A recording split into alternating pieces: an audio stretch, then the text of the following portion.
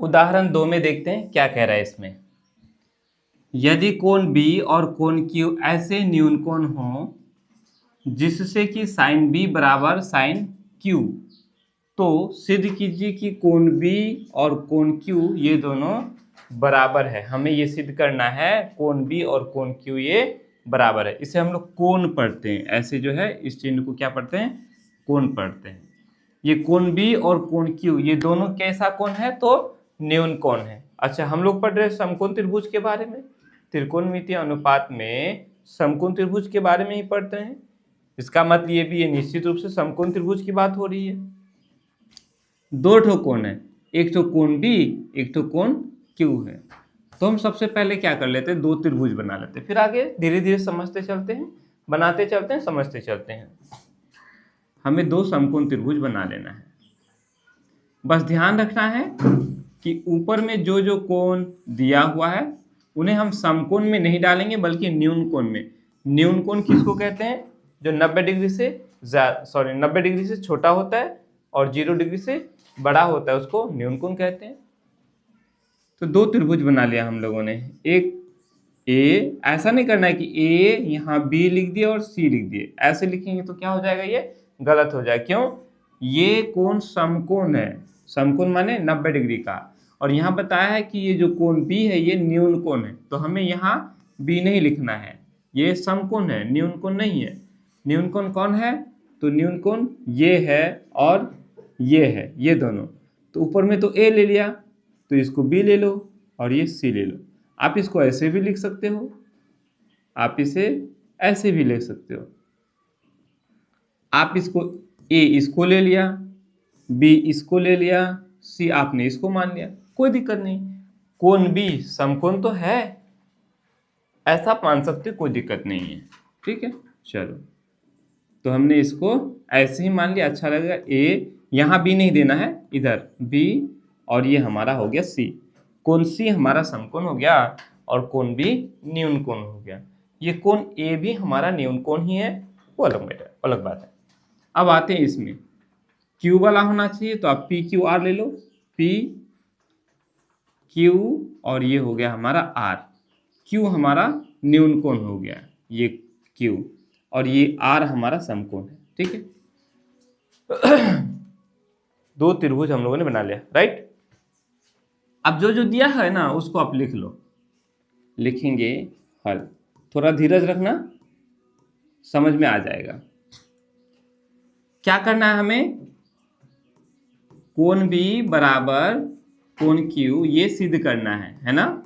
क्या करना है, इसे सिद्ध करना है। और क्या दिया हुआ है, तो बोलेंगे इसमें साइन B बराबर साइन Q, ये हम लोग का दिया हुआ है, दिया है। ठीक है, कोण B और कोण Q बराबर है, ये हमें सिद्ध करना है, ये हमें दिखाना है। और साइन B और साइन Q आपस में बराबर है, ये दिया हुआ है। ठीक है, चलो अब आते हैं, हम लोग समझने का प्रयास करते हैं। अगर एक स्टेप थोड़ा और बढ़ा सकते हो तो बढ़ा दो। देखो साइन B और साइन Q आपस में बराबर है।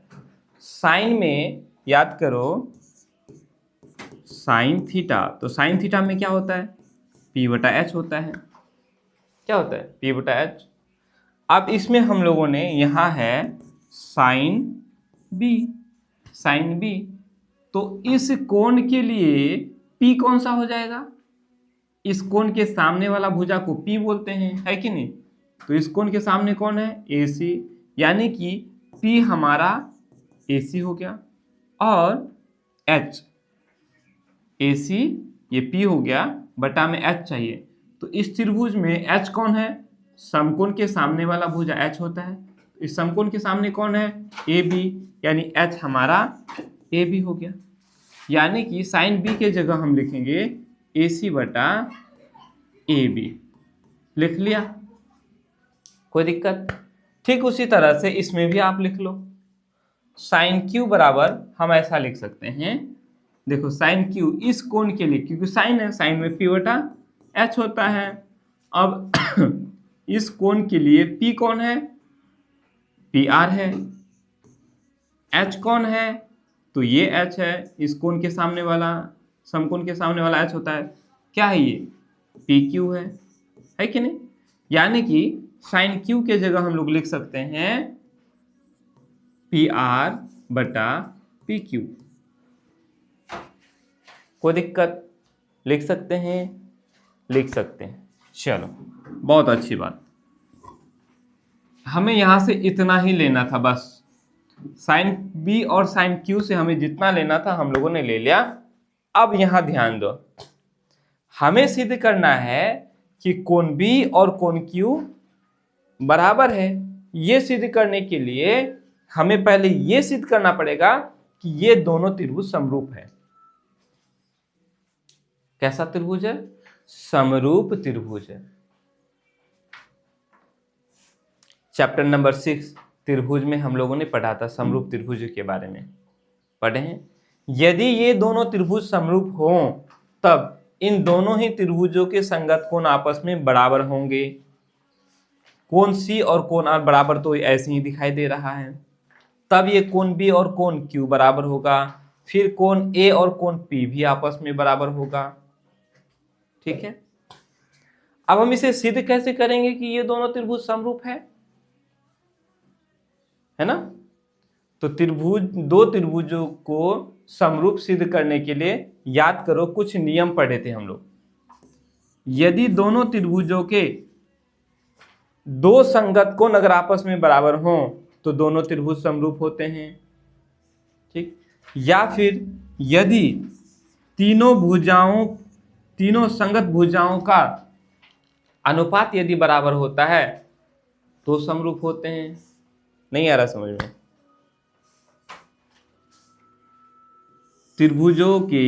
त्रिभुजों में समरूपता की कसौटियों के बारे में हम लोगों ने चैप्टर 6 में पढ़ा था। याद नहीं आ रहा? कोई बात नहीं, छोड़ो इसको। ठीक है, अभी यहां समझो। अगर हम ये सिद्ध करने में सफल हो गए कि इस त्रिभुज का ये भुजा और इस त्रिभुज का ये भुजा पी आर बराबर है इस त्रिभुज का ये भुजा या ये भुजा ए बी कर्ण है ना, और इस त्रिभुज का ये कर्ण बटा कर्ण, लंब बटा लंब, कर्ण बटा कर्ण, है ना, पी क्यू। और ये जो आधार है बी सी और इसका क्यू आर, बी सी बटा क्यू आर, ये तीनों बराबर है। इसे हम अनुपात कहते हैं ना। इन दोनों ही त्रिभुजों के संगत भुजाओं का अनुपात यदि बराबर है, अगर ऐसा बराबर हो जाए तो हम कहेंगे कि ये दोनों त्रिभुज समरूप हैं। यही पेचीदा है, यही समझना है। इस मैथ में यही चीज समझने का है, बस हो गया, बाकी मैथ हमारा बन गया। थोड़ा धैर्य रखोगे। AC बटा पी आर, ये क्या हुआ? इस भुजा और इस भुजा का ये अनुपात हुआ। बटा को क्या बोलते हैं? अनुपात। जैसे 2/3 लिख लिया तो इसको हम लोग 2:3 बोलेंगे। अगर 3/2 लिख लिया तो 3:2 बोलेंगे। ठीक है, इस चैप्टर को शुरू करने के वक्त भी मैंने बताया था आप लोग को। क्लियर हुआ? हमें क्या सिद्ध करना है कि AC बटा पी आर, AB बटा पी क्यू और BC बटा क्यू आर, ये जो अनुपात है बराबर है, ये सिद्ध करना है। अगर ये सिद्ध कर दिए तो ये दोनों त्रिभुज समरूप है। अब जब ये दोनों त्रिभुज समरूप है तो इनके संगत कोण भी आपस में बराबर होंगे। इसका ये कोण, इसका ये कोण, इसका ये कोण, इसका ये कोण, इसका ये कोण और इसका ये कोण क्या हो जाएंगे? बराबर हो जाएंगे। ठीक है, तो चलो यहां देखो, यहां से कुछ नजर आ रहा है। क्या नजर आ रहा है? देखो ध्यान से। तो नजर आ रहा होगा ऊपर में AC है, नीचे में AB है, लेकिन यहां क्या है? AC बटा पी आर, है कि नहीं? इधर देखो, यहाँ AB नीचे है और ये PR इधर है, तो क्रॉस कर देंगे। इस PR को बराबर के इस पार लेके आ जाएंगे तो बटा में हो जाएगा, और इस AB को बराबर के उस पार लेके जाएंगे तो वो ऊपर चला जाएगा। इतना पता है तो क्या हो जाएगा? AC बटा इस PR को हम इधर लेके आ जाते हैं और इस AB को उधर लेके चले जाते हैं, बटा PQ हो जाएगा। समझ में आया कि नहीं? जैसे हमारे पास 2/3 है बराबर, ठीक है, x/7 है, ऐसे है। या फिर हमारे पास ऐसे है, x/5 है बराबर 3/2 है, कैसे भी हो। तो हम इसको क्रॉस कर सकते हैं ना, ये जो 5 है बटा में है, बराबर के उस पार लेकर जाएंगे तो गुना में हो जाएगा, या ये कहो कि ऊपर वाले के साथ गुना हो जाएगा, 3 के साथ गुना हो जाएगा। और ये 3 हमारा ऊपर में है, इसको जब हम इधर लेके आएंगे तो ये बटा में हो जाएगा। याद है? ये तो बेसिक चीजें हैं, ठीक है। खैर चलो, आपको ये याद रखना है कि ए बी यहाँ बटा में है, तो इस ए बी को हम उधर लेके चले जाएंगे तो ऊपर में हो जाएगा, बराबर के उस पार। और ये पी आर हमारा ऊपर में है, तो बराबर के इस पार आएगा तो ये नीचे में हो जाएगा। हो गया? इतना समझ में आया? यानी कि साइन बी और साइन क्यू से हम लोगों ने यहां तक निकाल दिया, निकल गया। क्या निकल गया? तो ए सी बटा पी आर बराबर है ए बी बटा पी क्यू के, बराबर है, बराबर है। अब अगला स्टेप, अगर हम ये सिद्ध कर दिए कि बी सी बटा क्यू आर भी इसके बराबर है, अगर सिद्ध कर दिए तो बोलेंगे ये दोनों त्रिभुज समरूप है। दोनों त्रिभुज क्या है? समरूप है। चलो, अभी तो नजर नहीं आ रहा है, कैसे सिद्ध करेंगे, इसको छोड़ दो। एक और चीज याद रखना है आपको, देखो ए सी बटा पी आर है बराबर ए बी बटा पी क्यू। हम इसे जो है ना कुछ मान लेते हैं कि ये हमारा x है, x माना। बोलेंगे सर क्यों मानेंगे? ये हमारा अनुपात है। क्या है ये? अनुपात। जब भी अनुपात दिया हुआ रहे, दो बराबर अनुपात दिया हुआ रहे, तो हम उसको एक चर में उसको मान लेते हैं वो x है। अब ये अनुपात हमारा अगर 2/3 आ जाए तो x हमारा 2/3 है। अगर ये अनुपात हमारा 2 आ जाए तो x हमारा 2 हो जाएगा। अगर अनुपात हमारा 1/√2 आ गया तो बोलेंगे ये x हमारा 1/√2 है। ठीक है, सहूलियत के लिए हम लोगों ने इसको मान लिया। क्या माना? x माना। आया समझ में? ताकि ये ज्यादा परेशान न करे। आ गया? चलो, अगर आ गया तो इसको आप समीकरण 1 मान लो, ऐसे डैश लगा दो, 1 लिख दो। अब ये हमारा समीकरण 1 हो गया, इसका आगे काम आएगा। ठीक है, चलो यहां लिखो। अब हम क्या करते हैं, अब इससे छेड़खानी नहीं करेंगे, इसको जैसा है उसको रहने दो। अब हम लोग क्या कर लेते हैं, बी सी बटा क्यू आर ले लेते हैं। बी सी बटा क्यू आर, तो बी सी बटा क्यू आर क्या हो जाएगा? देखो, ये बी सी ये हमारा समकोण त्रिभुज है, ये हमारा एच होता है, ये पी होता है और ये बी होता है कि नहीं? तो बी निकालने के लिए हम लोग क्या करते हैं, रूट लगाते हैं, एच स्क्वायर लिखते हैं, घटा लिखते हैं, पी स्क्वायर लिखते हैं। याद करो, लिखते हैं कि नहीं? लिखते हैं या नहीं? एकदम लिखते हैं। ये क्या होता है, पाइथागोरस प्रमेय में हम लोगों ने पढ़ा है ना, क्या पढ़ा है? एच स्क्वायर बराबर पी स्क्वायर जोड़ बी स्क्वायर। ये क्या होता है, पाइथागोरस प्रमेय होता है कि नहीं? पढ़े खूब। और इसी से हम लोगों ने ये सूत्र बनाया था, b बराबर root h square minus p square बनाया था। बस इसी का सहारा लेते हुए हम लोग यहाँ बनाते जाए। यहाँ बी सी क्या है, तो ये b है, आधार है। इस कोण के लिए ये क्या है, b है कि नहीं? तो b बराबर क्या हो जाएगा, एच स्क्वायर घटा पी स्क्वायर रूट के अंदर। h हमारा क्या है, ए बी है। h क्या है,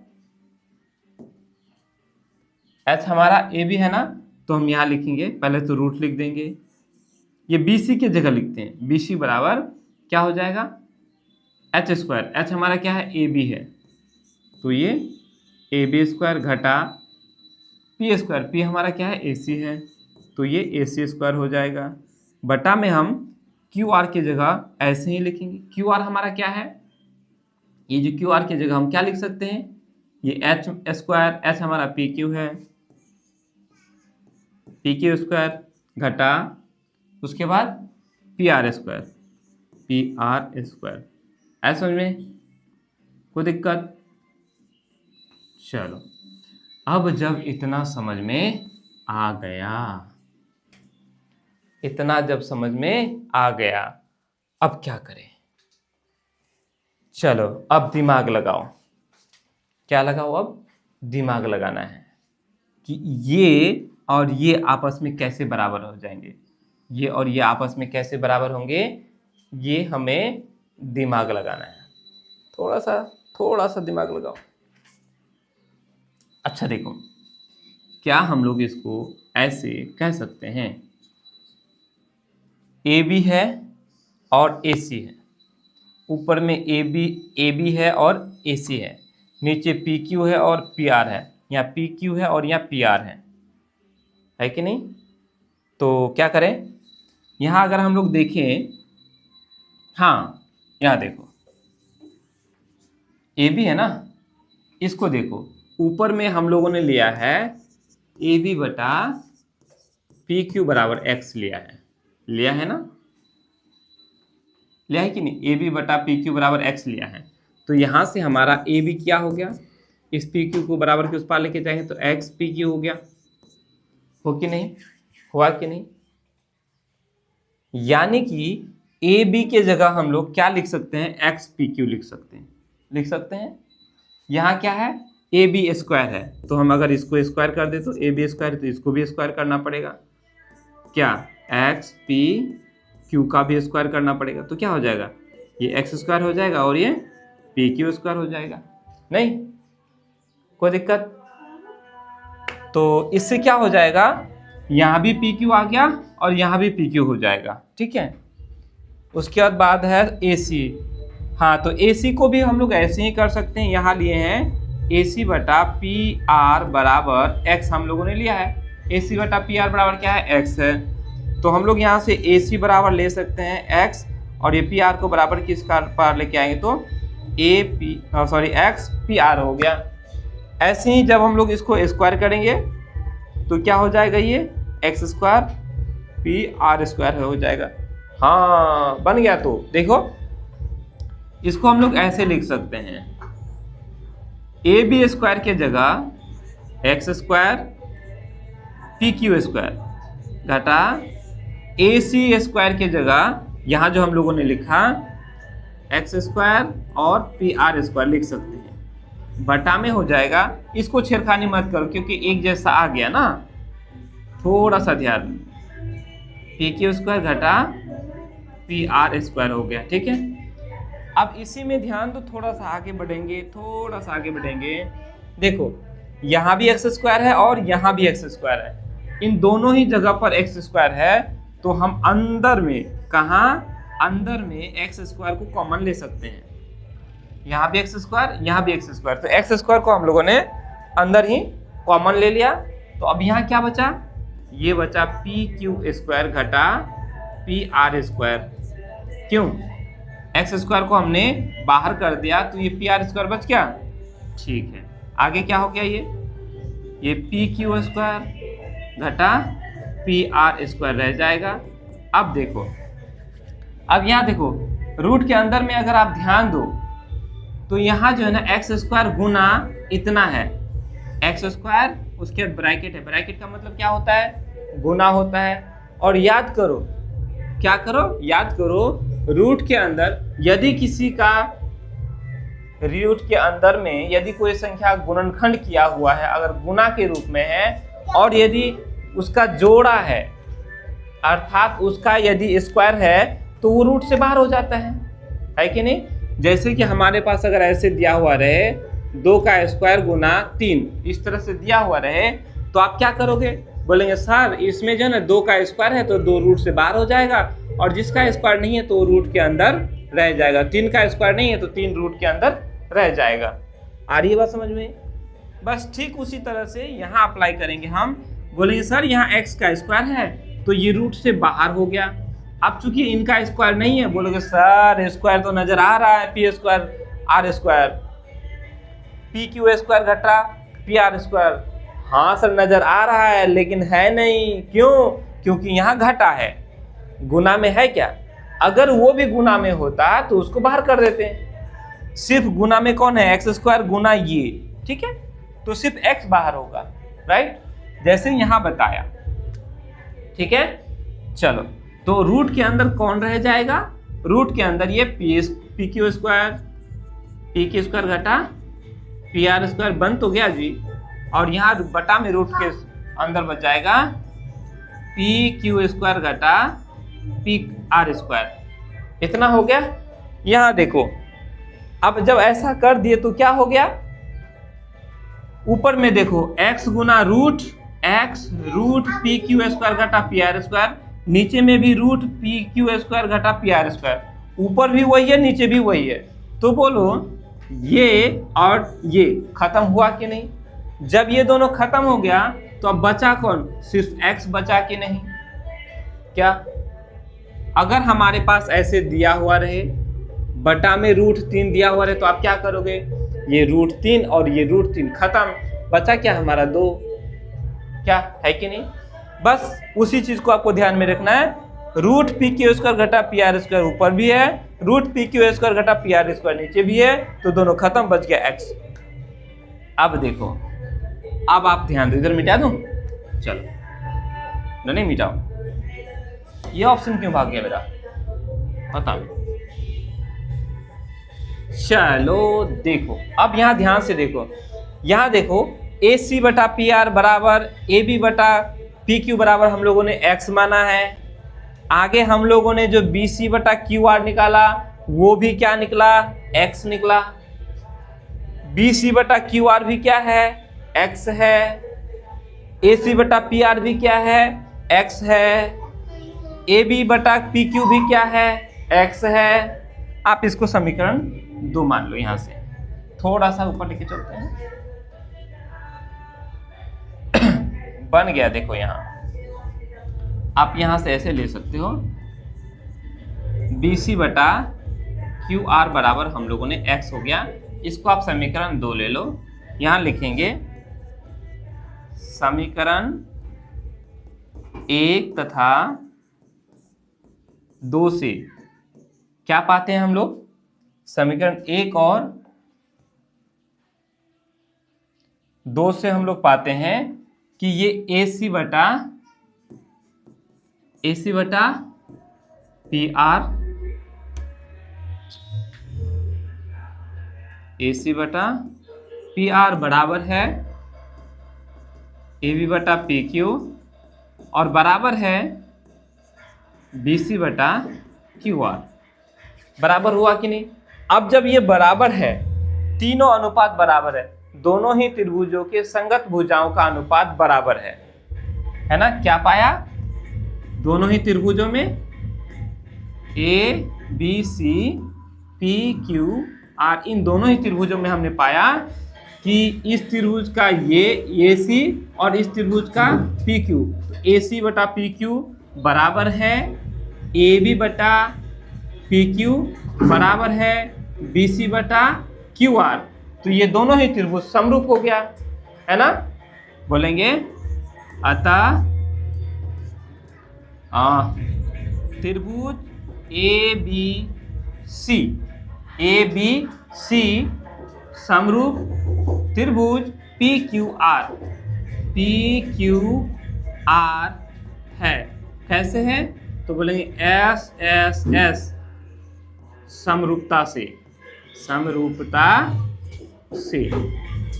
ये हम लोग का एस एस एस ये समरूपता नियम है। जब दो त्रिभुजों के संगत भुजाओं का अनुपात बराबर होता है तो वो दोनों त्रिभुज समरूप होते हैं, और जब ये दोनों त्रिभुज समरूप हो गए तो बोलेंगे अतः, जब ये दोनों त्रिभुज समरूप हो गए तो बोलेंगे कोण B बराबर कोण Q है।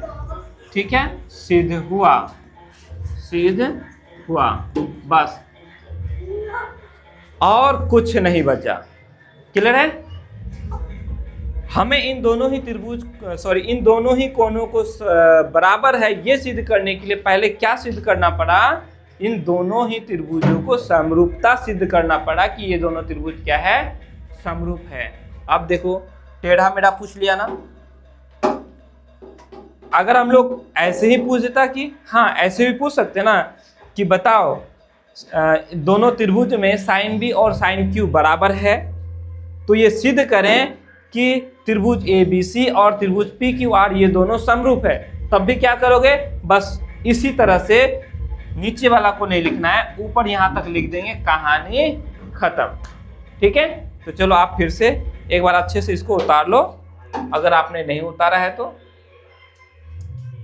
ठीक है, चलो वीडियो को रोक के उतार लो, उसके बाद यहाँ से फिर आपको बहुत ही अच्छे से समझ में आ गया होगा। ठीक है, चलो फिर हम लोग नेक्स्ट क्वेश्चन की तरफ बढ़ते हैं आगे।